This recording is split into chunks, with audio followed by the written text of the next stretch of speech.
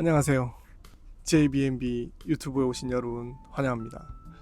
저희가 도대체 어떻게 하다가 바다 건너 일본에서 에어비앤비를 운영하게 되었는지 그 눈물겨운 이야기를 한번 썰을 풀어보려고 합니다. 제가 한국에서 사업을 한 지는 벌써 한 15년 정도 됐어요. 그래서 사업 시작할 때부터 지금까지 요즘에 진짜 경기 안 좋다 이런 얘기는 정말 많이 들어봤는데, 솔직히 체감상 요즘처럼 힘들다라고 느낀 건 역대급인 것 같아요. 정말 체감상으로는 최근이 가장 힘든 시기가 맞는 것 같아요. 여러분도 좀 그렇지 않아요? 제가 과거에 일본에서 살았었던 경험도 있고, 그걸 바탕으로 자전거 부품 수입이나 그런 사업들을 해봤었는데, 하지만 무역업이라는 것도 결국에 한국의 내수 경기를 너무 심하게 타니까, 그래서 고민했어요. 내가 내 사업을 유지하면서 이른바 디지털 노마드처럼 부업 개념으로 접근했을 때 확실하게 돈 벌 수 있는 건 뭘까? 정답은 에어비앤비였어요. 수요가 터지는 일본에서 에어비앤비. 그래서 제가 무작정 시작하게 되었습니다. 그래서 일본에서 에어비앤비를 해야겠다. 먼저 사업을 하려고 하면은 파트너 섭외잖아요. 그래서 제가 한국에서 일본의 일을 도와주실 분을 좀 찾다가 대마도에서 공인중개사를 하고 있는 분과 연이 닿았어요. 그래서 대마도는 과연 괜찮은가라고 조사를 해봤죠. 대마도 같은 경우에는 1년에 이용객 수가 약 9만 명 정도 된다. 뭐 10만 명 정도 되니까 와, 대마도 나쁘지 않은데? 그리고 부산이랑 가장 가까운 곳이 대마도다 라고 해서 아예 처음에 대마도에서 법인을 냈어요. 그래서 대마도에서 사무실을 구했는데, 웬걸 사업 구상을 하려고 대마도를 한 10번 정도 갔었어요. 10번 정도 가면서 좀 깨달은 게 있는데, 와, 생각보다 대마도 진짜 시골이다. 가장 큰 문제는 비즈니스 실무를 봐줄 만한 세무사나 법무사 같은 인프라가 전혀 없어요. 뭐 물론 있긴 있는데 거의 없어요. 한 두세 군데 정도밖에 없어요. 그래서 부랴부랴 도쿄에 날아가서 전문가들을 섭외를 했습니다. 결국 한국과 지리적인 메리트를 살리기 위해서 6개월 만에 결국 사무실을 이사를 했습니다. 이제 부산과 제일 가까운 후쿠오카로 옮게 됐죠. 좀 가까워야지 사업하기 편하니까요.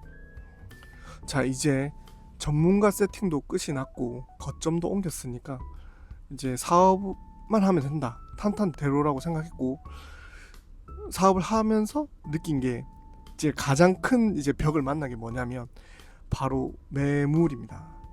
부동산에서 가장 중요한 게 뭐 시작과 끝이라고 할 수 있는데 매물이 가장 중요해요. 저는 그래도 일본에서 좀 살았기 때문에 일본에 좀 자신 있었고, 또 제 와이프가 후쿠오카에서 유학을 했기 때문에 현지에 지인들도 좀 있었어요. 그리고 저도 후쿠오카에서 회사 생활을 좀 했었기 때문에 뭐 인맥 찬스를 써가지고 좀 뭐 이래저래 뭐 한 달이 건너가지고 좀 아는 사람을 통하면은 좀 매물 쉽게 구할 수 있지 않을까, 뭐 이렇게 저렇게 생각했었거든요. 그런데 역시 매물이라는 큰 벽을 만나게 됩니다. 부동산 문을 두드리고 두드려도 돌아오는 건 문전박대뿐이었어요. 하다 별의별 수모 다 겪었죠. 영상으로 나갈 건데 보시죠.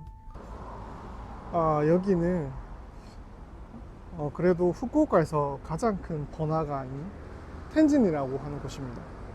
텐진이라고 하는 좀 큰 번화가에 위치한 부동산에 오게 되었습니다.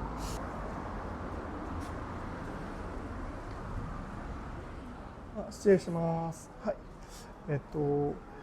Airbnb 用の、宿泊物件の件ですけど、売買ですかね。売買じゃなくて、レンタルできることはありますか？民泊用のレンタル。民泊はうちはレンタルできない。できないですか？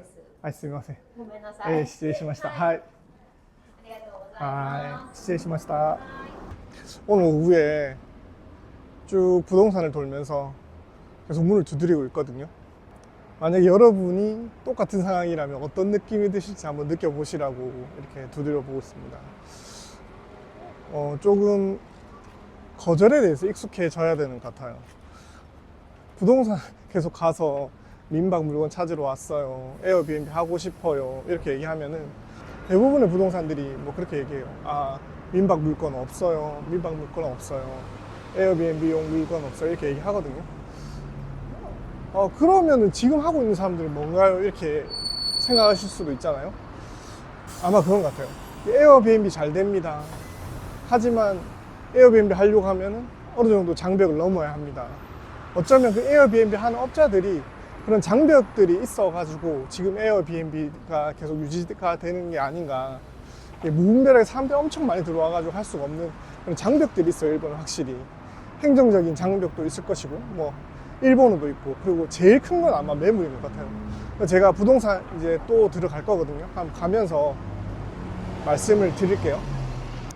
나름 여기 텐진에서 엄청 큰 부동산 프랜차이즈고요.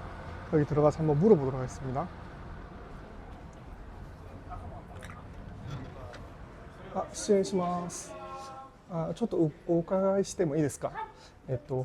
民泊の物件を探してるんですけど。民泊ですね。はい。弊社でも民泊はしていなくてですね、ご紹介ができないんです。아, 失礼します。すみません。はい。 물건 찾기가 쉽지가 않죠. 그래도 여기는 아까 방금 갔었던 거기도 이제 큐슈에서 이렇게 이제 일본 같은 경우에 위에 북해도가 있고 본토가 있고 큐슈가 있잖아요. 큐슈만 하더라도 거의 이제 남한 정도의 면적인데 여기에서 가장 큰 이제 부동산이라고 아까 적혀져 있었잖아요. 큐슈 넘버1이라고 적혀져 있었던 곳. 이거 갔었는데 이제 물건이 있습니까? 라고 물어보니까 물건이 없다 이렇게 얘기를 하시더라고요.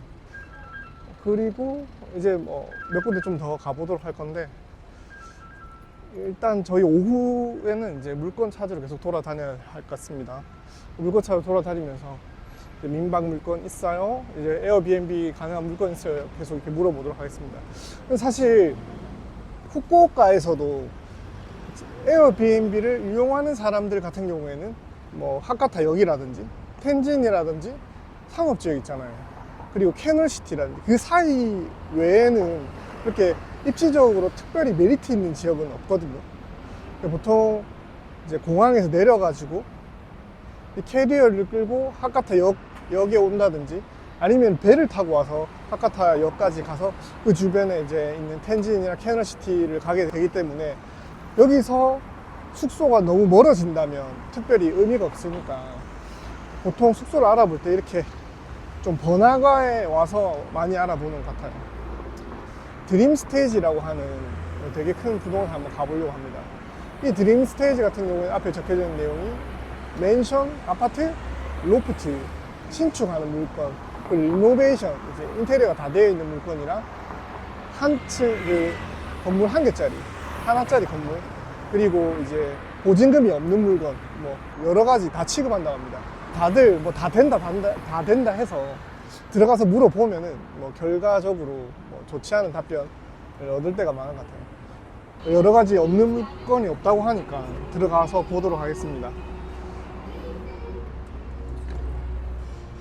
失礼します。物件を探してるんですけど、民泊関連の物件もし取り扱ってるんですか？される。はい。なるほどですね。民泊エージェンスも取り扱ってなくて、そうですか。そうですね。失礼しました。はい、いい大丈夫です。すいません。 失礼しました. 하이. 친절하시긴 되게 친절하신데 역시 여기에서도 물건이 없다라고 하네요. 한국에서는 그래도 15년 정도 사업으로 굴러 먹었었는데 이 문전박대의 굴레를 어떻게 벗어났을까? 이 처절한 에필로그가 어떻게 오사카 에어비앤비의 화려한 시작이 되었는지, 그리고 꿀팁과 실전 스토리 다음 영상에서 공개하도록 하겠습니다.